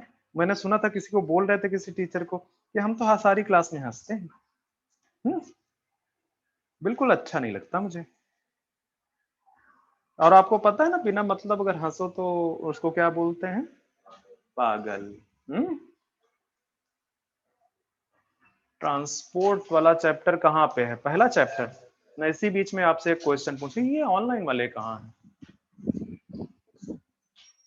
हैं भी? ये चले गए?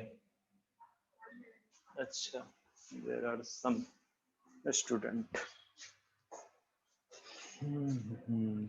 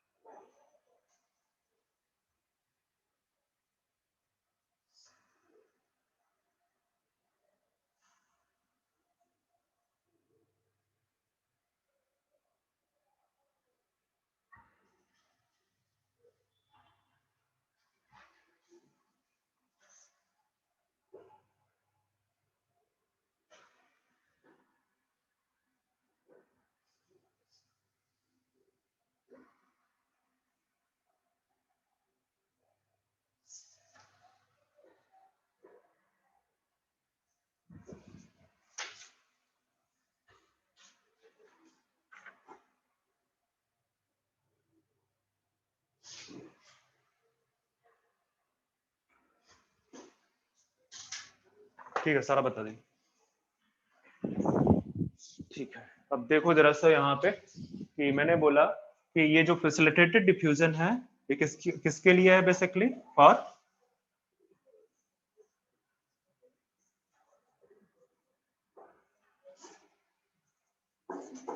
ये किसकी वजह से हो रहा है? क्योंकि जो लिपिड सॉल्युबिलिटी है, मतलब जो वाटर सॉल्युबल है वो लिपिड के अंदर सॉल्युबल नहीं हो पाते हैं, तो उनका ट्रांसपोर्ट काफी डिफिकल्ट हो जाता है, उनका ट्रांसपोर्ट काफी डिफिकल्ट हो जाता है। ठीक है, तो ये जो फैसिलिटेटेड डिफ्यूजन है आपको कई टाइप का हो सकता है। ठीक है, कई टाइप का हो सकता है। मैं यहाँ पे जो एनसीईआरटी ने मेंशन किया हुआ है कि आपको 3 टाइप्स का दिखेगा यहाँ। ठीक है, अब वो कौन कौन सा है? एक है आपका यूनिपोर्ट, सिमपोर्ट एंड एंटीपोर्ट। ठीक है, यूनिपोर्ट, सिमपोर्ट। ठीक है, अब सपोज वहीं पे भी बना सकता मैं, पर मैं यहाँ बना लेता हूँ, आप उसी पिक्चर पे बना सकते हो, जरूरत नहीं है कि आप दूसरी जगह ड्रॉ करो। ठीक है, तो यूनिपोर्ट का मतलब है कि जैसे यहाँ पे मैं ये कैरियर प्रोटीन बना दे रहा हूँ, ये कैरियर प्रोटीन बता रहा हूँ। ठीक है, एक तरफ ही मूवमेंट हो, ये ठीक है, वो जो बना हुआ है वो बेसिकली यूनिपोर्ट, वो यूनिपोर्ट है। ठीक है, दैट मीन्स की movement in one direction only, movement of salutes या हाइड्रोफिलिक सल्यूट्स इन सिंगल या वन डायरेक्शन ओनली।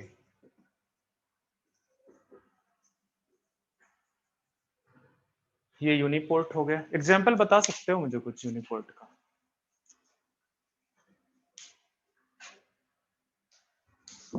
जब आगे बताएंगे तो कहाँ पे? नर्वस सिस्टम में। ठीक है, ये है आपका दूसरा कैरियर प्रोटीन। ठीक है, सिमपोर्ट के केस में क्या होता है, ये इसको हटा लो, एक में ही बना देते हैं। मतलब कि एक मॉलिक्यूल इंट्रासेलुलर से एक्स्ट्रासेलुलर एनवायरनमेंट पे जाएगा, और उसके जब वो इंट्रासेलुलर से एक्स्ट्रासेलुलर में जा रहा था तो उसी के साथ दूसरा मॉलिक्यूल एक्स्ट्रासेलुलर से इंट्रासेलुलर पे आ जाएगा। ठीक है, एक्स्ट्रासेलुलर एनवायरनमेंट से जो है उस पे आ जाएगा, तो इसको बोलते हैं आप।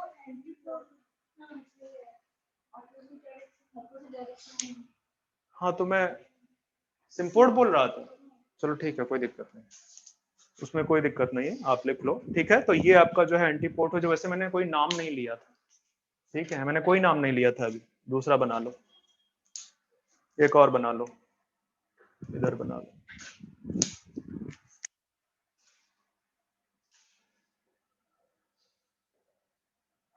ये तो ये दोनों आपके जो है सिम्पोर्ट को रिप्रेजेंट करेंगे, ये आपका एंटीपोर्ट को रिप्रेजेंट करेगा। ठीक है, तो आप यहाँ पे लिख सकते हो मूवमेंट ऑफ मॉलिक्यूल्स, या इस तरह से लिखो मूवमेंट ऑफ वन मॉलिक्यूल्स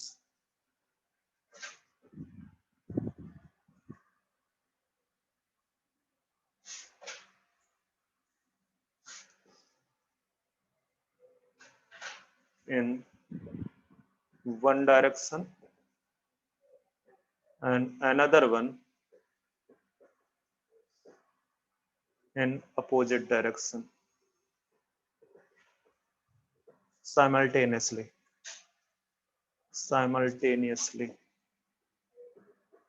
ठीक है, साइमल्टेनियसली हो, इस तरह का ये एंटीपोर्ट है। और अगर एक ही डायरेक्शन में हो, ठीक है, एक ही डायरेक्शन में symport movement of two molecules in same direction, ठीक है, सेम डायरेक्शन, ठीक है। वो एक्स्ट्रा सेलर से इंट्रासेलर हो सकता है, इंट्रासेलर से एक्स्ट्रा सेलर हो सकता है, वो मैटर नहीं करता है। तो ये आपका सिम्पोर्ट होगा, ये आपका सिम्पोर्ट होगा। अब एक और चीज बतानी है मुझे, ये जो कैरियर प्रोटीन्स हैं,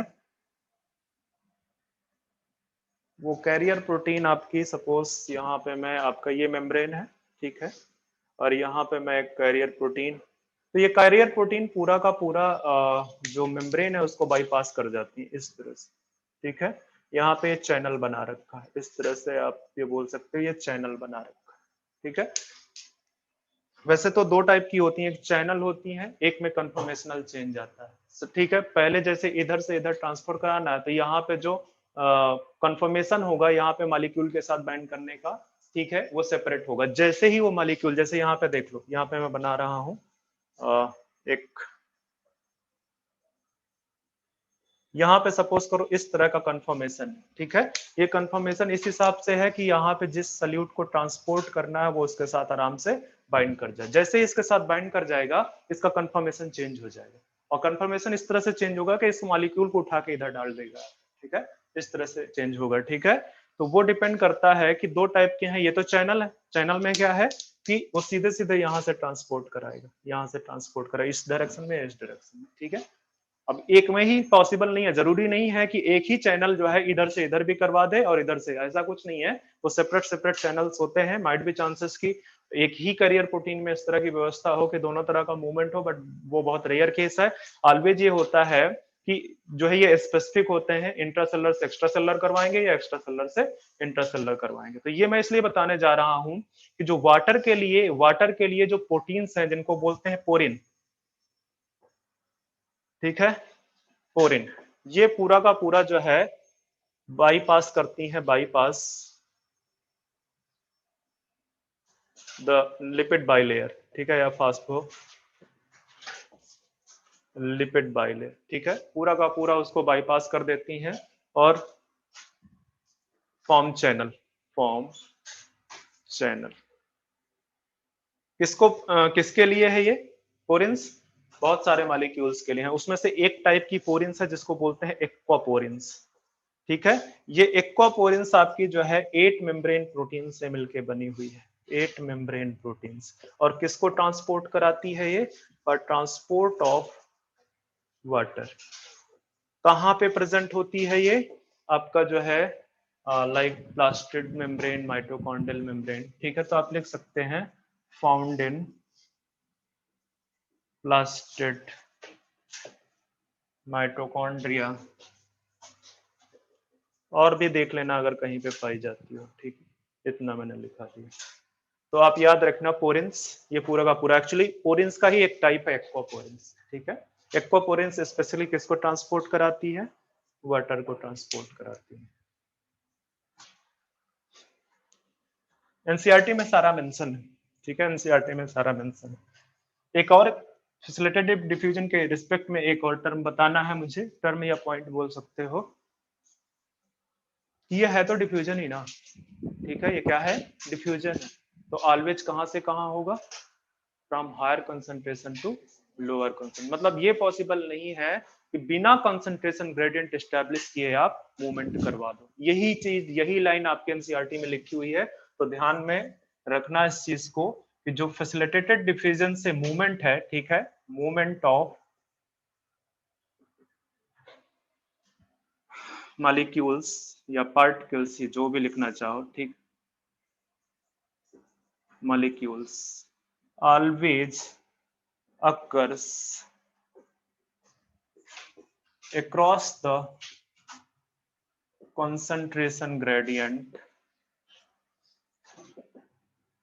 वाया फैसिलिटेटेड, इसका नाम ही इसी वजह से है फैसिलिटेटेड डिफ्यूजन, क्योंकि यहाँ पे डिफ्यूजन को फैसिलिटेट करने के लिए कैरियर प्रोटीन्स होती हैं। डिफ्यूजन को फैसिलिटेट करने के लिए मतलब एक फैसिलिटी होती है, एक फैसिलिटी होती है डिफ्यूजन करवाने के लिए, और वो भी किन मॉलिक्यूल्स को?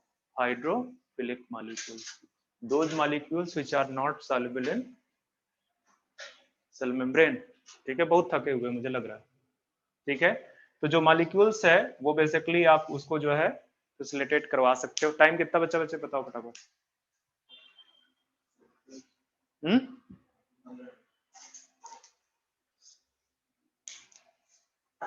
ठीक है, तो ये आपकी एनसीईआरटी में थोड़ा उल्टा लाइन लिखी हुई है। उन्होंने क्या लिखा है, किसने पढ़ा है? उन्होंने लिखा है कि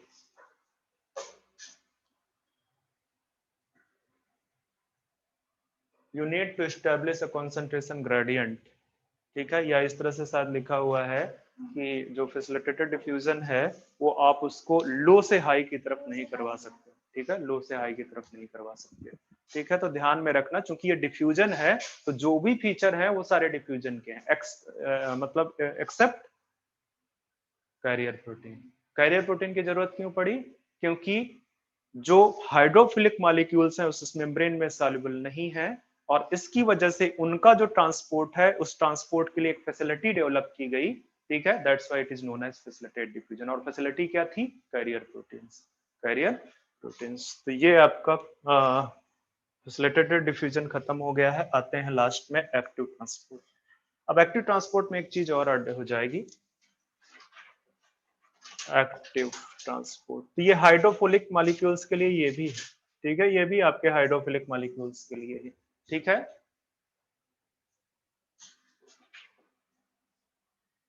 मूवमेंट्स ऑफ मॉलिक्यूल्स, एटम्स और आयंस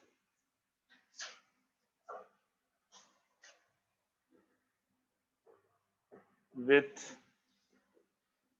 कैरियर, या विथ हटा लो, by carrier protein, carrier proteins across the no no by carrier proteins with the help of with the help of ATP molecule, या with the help of consumption of energy, with the help of ATP molecule। ठीक है, in bracket कर देना energy. ठीक है, अगर दोनों requirement हो, एनर्जी भी यूज हो रही हो और कैरियर प्रोटीन की भी रिक्वायरमेंट हो, तो वो आपको एक्टिव ट्रांसपोर्ट में मिलेगा। ठीक है, वो चीज आपको एक्टिव ट्रांसपोर्ट में मिलेगी। अब यहाँ पे एग्जाम्पल डाल दो, जैसे सोडियम पोटेशियम पंप। आपको याद होगा कि ये न्यूरॉन की मेम्ब्रेन है, यहाँ पे आपका एक कैरियर प्रोटीन है जिसको आप जानते हो किस नाम से? इस नाम से, सोडियम पोटेशियम पंप। इसको मान लो कि इधर की तरफ इंट्रासेलुलर है, इधर की तरफ आपका एक्स्ट्रा सेलुलर है, तो 3 सोडियम वो इधर की तरफ भेज देगा, 2 सोडियम अंदर, सॉरी 2 पोटेशियम अंदर की तरफ भेज देगा। ये पंप है। पंप इसलिए बोल रहे हैं क्योंकि पंप आपको अगर पानी सपोज कर लो नीचे से ऊपर की तरफ लाना है, क्या यूज करोगे? पंप यूज करोगे। ठीक है, और पंप क्या खाता है? एनर्जी। ठीक है, बिना एनर्जी के पंप को आप नहीं करवा सकते हो रन। ठीक है, तो ये बेसिकली आपको जहां पे भी टर्म पंप यूज हो जाए दैट मीन्स की this is active transport, this is active transport. और पंप एक टाइप का क्या है? पंप है क्या?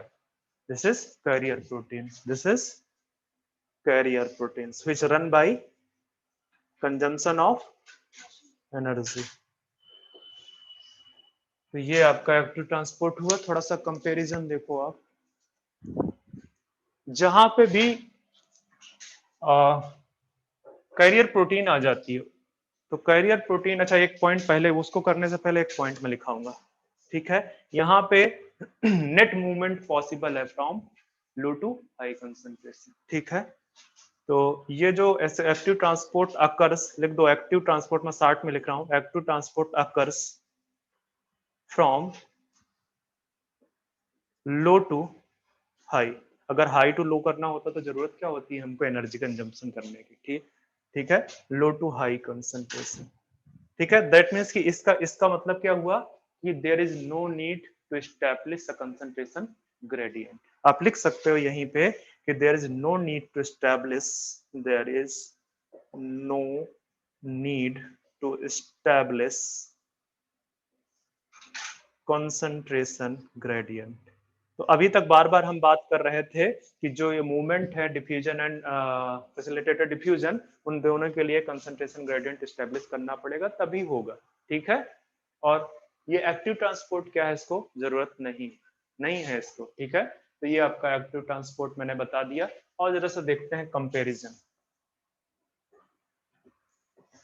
Comparison between diffusion, facilitated diffusion and active transport, facilitated diffusion and active transport।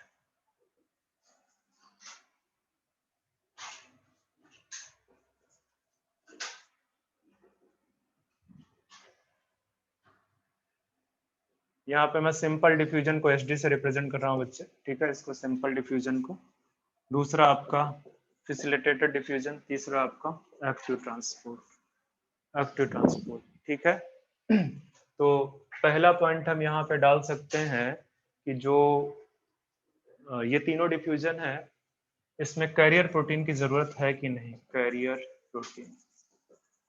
तो इसमें नो, इसमें यस यस।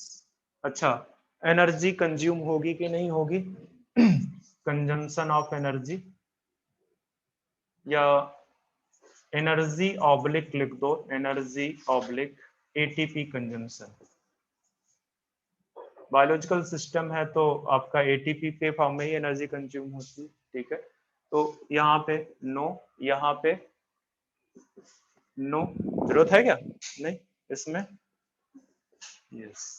ठीक है, अच्छा, जो ट्रांसपोर्ट हो रहा है उसकी डायरेक्शन क्या है, ट्रांसपोर्ट जो हो रहा है उसकी डायरेक्शन क्या है, यहाँ पे क्या लिखोगे, डायरेक्शन ऑफ ट्रांसपोर्ट लिख दो, या आप इस तरह से लिख सकते हो,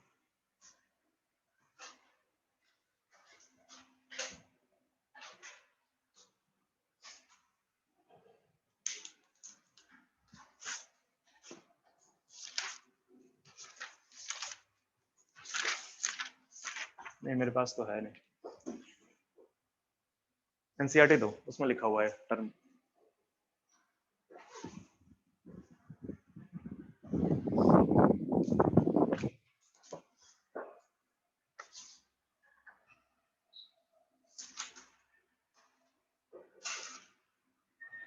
यस,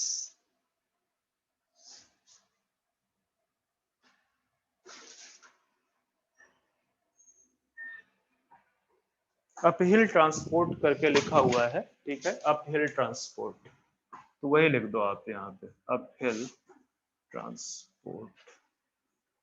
ठीक है, ये आप डायरेक्शन भी देख लेना।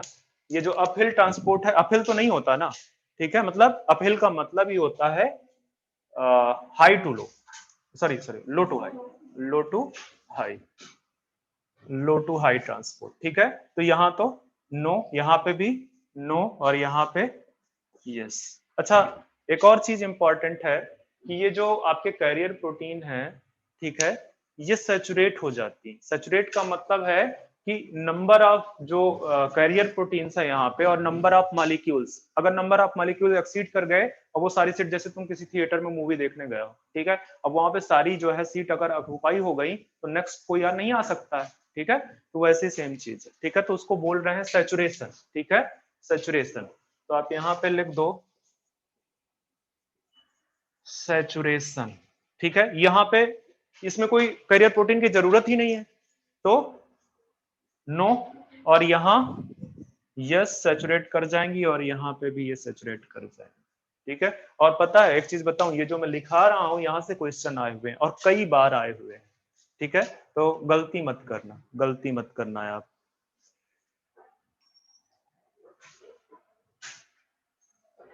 सिलेक्टिव एक स्पेसिफिसिटी की बात कर रहे हैं, स्पेसिफिसिटी, ठीक है।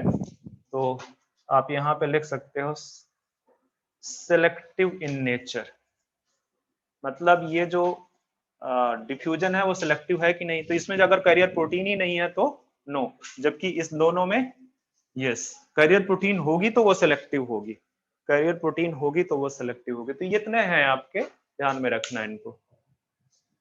ये कैरियर प्रोटीन को कई बार वो स्पेशल मेम्ब्रेन प्रोटीन लिख देता है फॉर कैरियर मॉलिक्यूल्स, ठीक है, तो वो उस तरह से बोल सकता है। तो यहां से ये वाला सारा पार्ट खत्म हो गया है, ऑस्मोसिस पे आते हैं।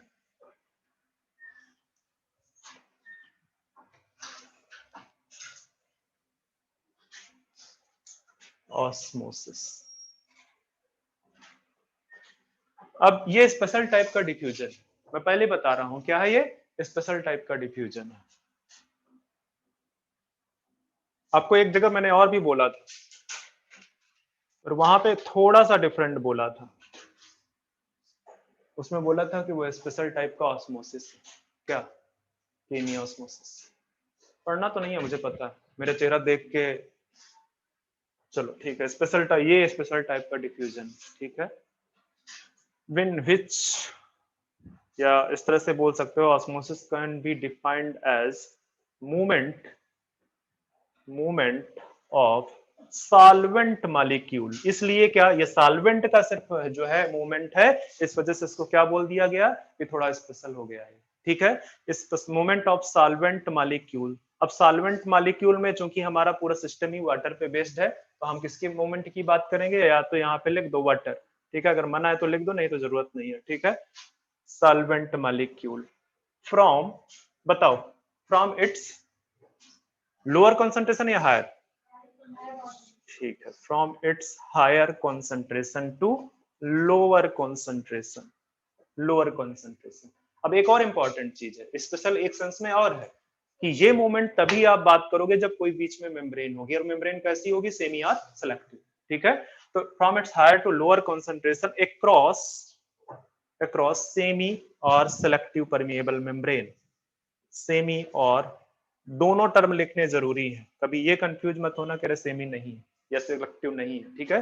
सेमी और सिलेक्टिव परमिएबल मेम्ब्रेन, ठीक है, इज नोन एज ऑस्मोसिस, उसको आप बोलते हो ऑस्मोसिस,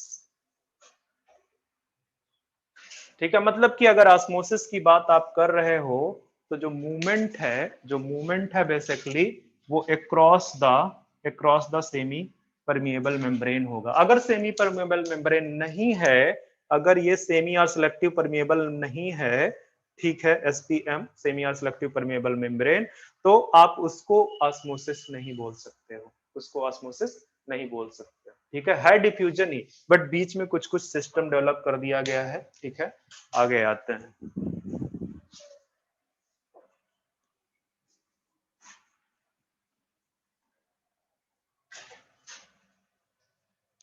कितना टाइम हुआ,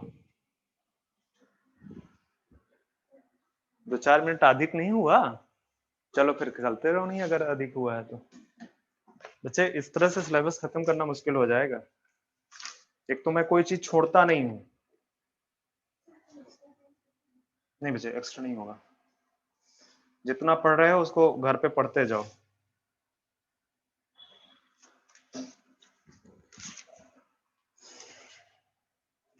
खत्म कर दूंगा सिलेबस, टेंशन मत लो।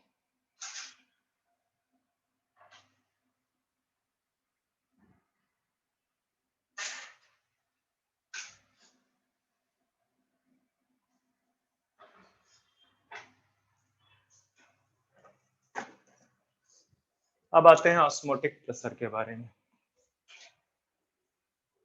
ऑस्मोटिक प्रेशर, अब देखो ऑस्मोटिक प्रेशर को समझने के लिए हम एक बनाते हैं ट्यूबुलर स्ट्रक्चर जो कि यू शेप्ड है, जो आपका कैसा है, यू शेप्ड है,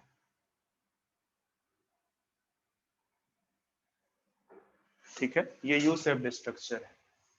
यहाँ पे हमने एक सेमी परमिएबल मेम्ब्रेन लगा रखी है, यहाँ पे हमने एक सेमी परमिएबल मेम्ब्रेन लगा रखी है, ठीक है। और इस सेमी परमिएबल मेम्ब्रेन के अक्रॉस वन साइड में हमने क्या रखा है, प्योर वाटर, यहाँ पे हमने प्योर वाटर रखा हुआ, दूसरे साइड पे हमने रखा हुआ है सोल्यूशन, दूसरे साइड पे हमने सोल्यूशन रखा हुआ है।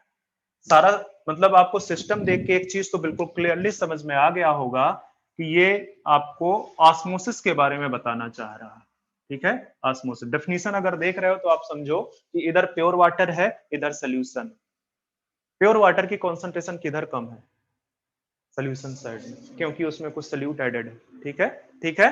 तो यहाँ पे मूवमेंट होगा वाटर का across the semi permeable membrane from its higher concentration to lower concentration, ठीक है। अब ये मूवमेंट स्टार्ट करेगा, अगर यहां से इधर की तरफ मूवमेंट स्टार्ट होना हो गया तो जो यहाँ पे सपोज करो सोल्यूशन आपका यहां तक भरा हुआ था, सोल्यूशन आपका यहां तक पहले भरा हुआ था जब तक मूवमेंट स्टार्ट नहीं था, ठीक है।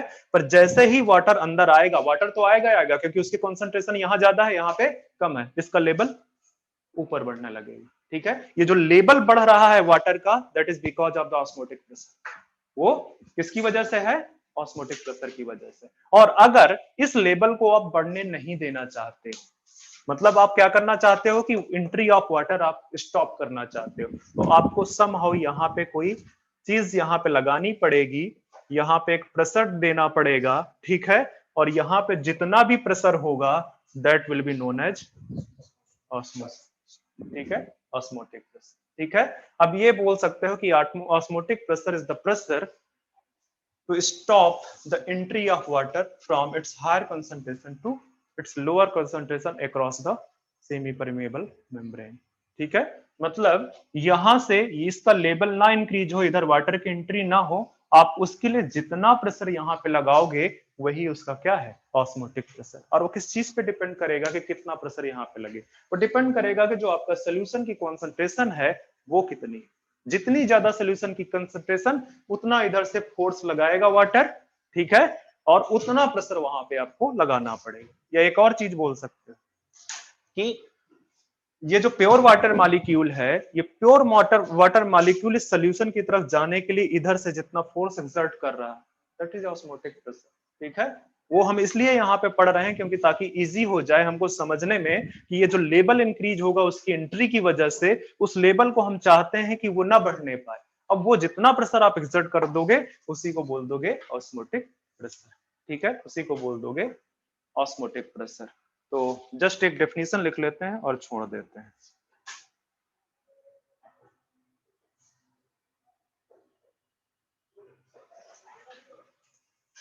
लिख दो just, the pressure applied to the surface of solution, the pressure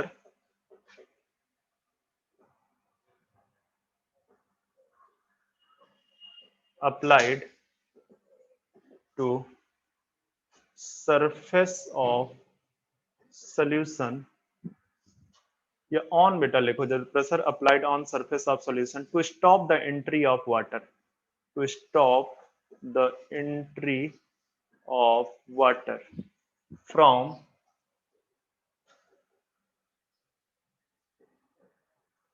pure water to solution, या इतना भी रखोगे तो कोई दिक्कत नहीं है, from pure water to solution, ठीक है, नोन एज ऑस्मोटिक प्रेशर। उसी को आप ऑस्मोटिक प्रेशर, इसको समझने की जरूरत है, ठीक है। एक तो इस लेवल पे जरूरत है, दूसरा इस लेवल पे जरूरत है, ठीक है।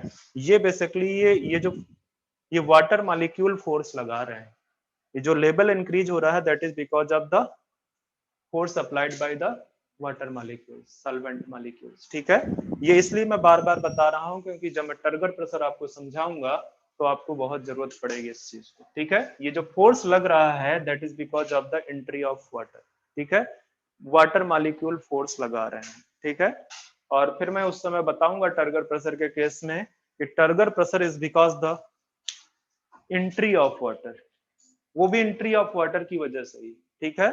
पर उसका जो एक्शन होगा वो अपोजिट डायरेक्शन में होगा, उसका जो एक्शन होगा अपोजिट डायरेक्शन में होगा। और ये जो ऑस्मोटिक प्रेशर है, ये ऑस्मोटिक प्रेशर चूंकि प्योर वाटर के पास में अपनी फ्री एनर्जी ज्यादा है, अपनी फ्री एनर्जी ज्यादा है, इधर की तरफ फ्री जो मॉलिक्यूल्स हैं वाटर के कम है, तो वो बेसिकली इधर से इधर आने की कोशिश करेंगे।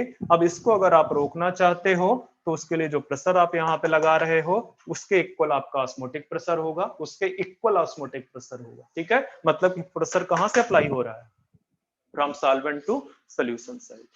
मतलब डायरेक्शन ऑफ ऑस्मोटिक प्रेशर आप क्या बोलोगे, from solvent to solution side. Clear, कि जो डायरेक्शन है ऑस्मोटिक प्रेशर की वो कैसी है, वहां मत देखो, उसमें कुछ देखने लायक है नहीं है। ठीक है, आज के लिए बस इतना है।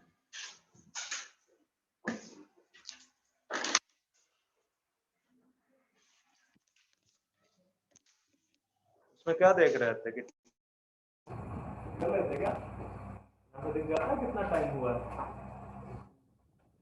आपका कंप्यूटर